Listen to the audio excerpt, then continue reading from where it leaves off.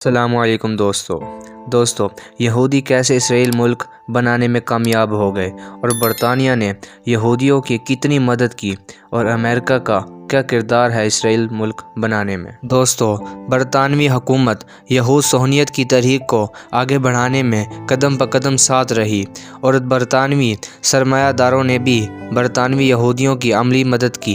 بڑے بڑے کاروباری اور اداروں نے بھی صحافیوں کی خدمات حاصل کی تاکہ فلسطین میں ایک یہودی حکومت قائم کر سکیں۔ یہودیوں نے فلسطین پر اپنا ملک قائم کرنے کے لیے خلافت عثمانیہ سے اپنے کام کا آغاز کیا۔ یہودیوں نے ترکی کے سلطان عبدالحمید سے پائے تخت حاصل کرنے کے لیے کوششیں شروع کر دی تاکہ فلسطین میں ایک خود مختار یہودی حکومت قائم کی جائے۔ اس مقصد کے لیے 1898 میں یہودیوں نے جرمنی کے کیسر ولیم کی خدمات بھی حاصل کی، لیکن سلطان عبدالحمید نے صاف انکار کر دیا۔ لیکن یہودیوں نے اپنی کوششیں جاری رکھی۔ اب انہوں نے سلطان عبدالحمید کی حکومت کا تخت الٹنے کے لیے ترکی میں ہی خفیہ تنظیم قائم کر لی اور سلطان کے خلاف ان کے علاقوں میں کام کرنے لگے۔ ان خفیہ سرگرمیوں کے نتیجے میں 1913 میں یہودی ایجنٹ شوکت پاشا نے فوج کی مدد سے سلطان کی حکومت کا تخت الٹ دیا۔ جب نئی حکومت نے اپنی کابینہ تشکیل دی تو اس میں 3 یہودی شامل تھے جن کو تجارت، زراعت اور مالیات جیسے محکمے دیے گئے۔ فلسطین میں داخل ہونے کے لیے ان یہودیوں کی یہ پہلی کامیابی تھی۔ لگ بھگ 1914 میں ان تینوں یہودی وزراء نے ترک حکومت سے ایک قانون پاس کرایا تاکہ یہودیوں کو فلسطین میں جائیداد بنانے کی اجازت دی جا سکے۔ اس طرح تاریخ میں پہلی مرتبہ یہودیوں کو فلسطین میں اپنی تنظیمیں اور ادارے قائم کرنے کا موقع ملا۔ ان قوانین کے نتیجے میں سلطان کی فلسطینی جاگیریں بکنا شروع ہو گئی۔ یہ زمینیں نہایت زرخیز تھیں، یعنی ان زمینوں میں بہت زیادہ پیداوار کی جا سکتی تھی اور یہودیوں نے ان زمینوں کو مشترکہ طور پر خریدنا شروع کر دیا۔ پہلی جنگ عظیم کے اختتام سے کچھ عرصے پہلے جب یہ بات واضح ہو گئی کہ جرمنی اتحادیوں کے ہاتھ شکست کھا جائے گا تو یہودیوں نے اتحادیوں پر زور دیا کہ ان کے لیے فلسطین میں ایک یہودی ریاست قائم کی جائے جو کہ برطانیہ کے زیر تحفظ ہوگی۔ اس کے بدلے میں دنیا بھر کے یہودی جنگ میں جرمنی کے خلاف اتحادیوں کی مدد کریں گے۔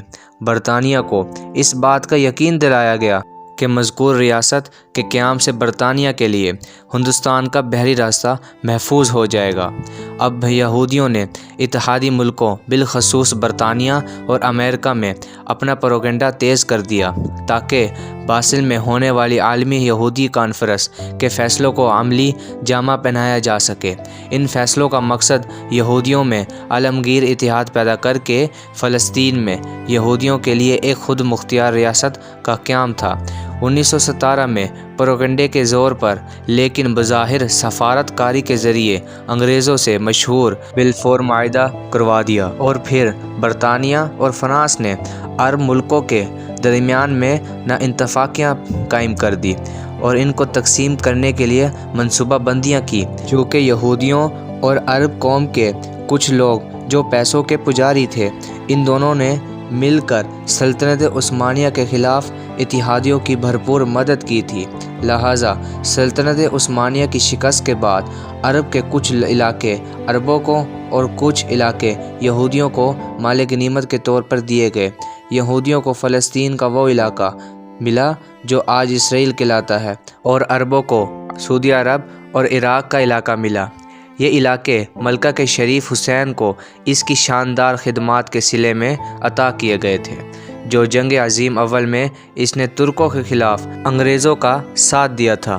بس ترکی کے ہی علاوہ سلطنت عثمانیہ کے باقی علاقے اتحادیوں نے آپس میں بانٹ لیے۔ اس طرح جنگ عظیم اول 1914 سے 1918 کے خاتمے تک یہود سلطنت عثمانیہ کا خاتمہ کر چکے تھے اور تقریباً 1921 میں لیگ آف نیشن نے فلسطین کو برطانوی عملِ داخل میں دے دیا۔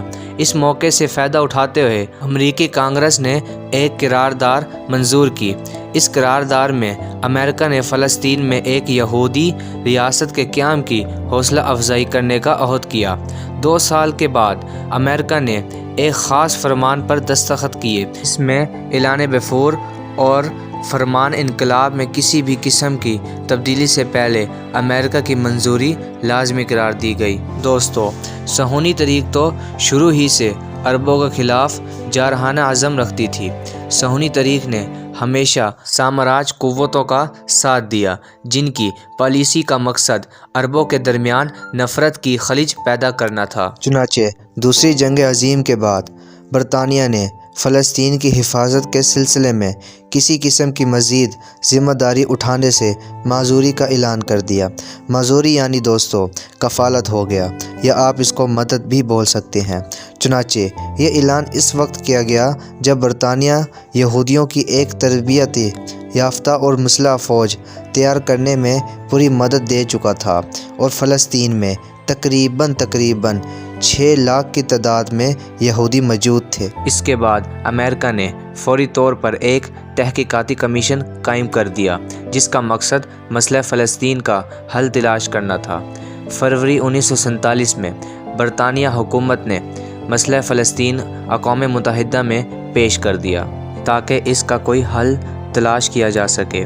دوستو، ویسے تو غیر مسلمان کا خیر خواہ ہو ہی نہیں سکتا، اس لیے 29 مئی 1947 میں اقوام متحدہ کی جنرل اسمبلی نے فلسطین کو یہودیوں اور عربوں میں تقسیم کرنے کا فیصلہ دے دیا، اور پھر 14 مئی 1948 کو یہودی اسرائیل ملک بنانے میں کامیاب ہو گئے، اور جب سے یہ اسرائیل ملک بنا ہے تب سے ہی فلسطینی مسلمان پر ظلم کر رہا ہے، اور جب دل کرتا ہے فلسطین پر حملہ کر دیتا ہے، اور مسلمان سب کچھ جانتے ہوئے بھی ان کے خلاف کچھ نہیں کر رہا، کیونکہ آج کل کا مسلمان اپنے ایمان سے دور ہو چکا ہے۔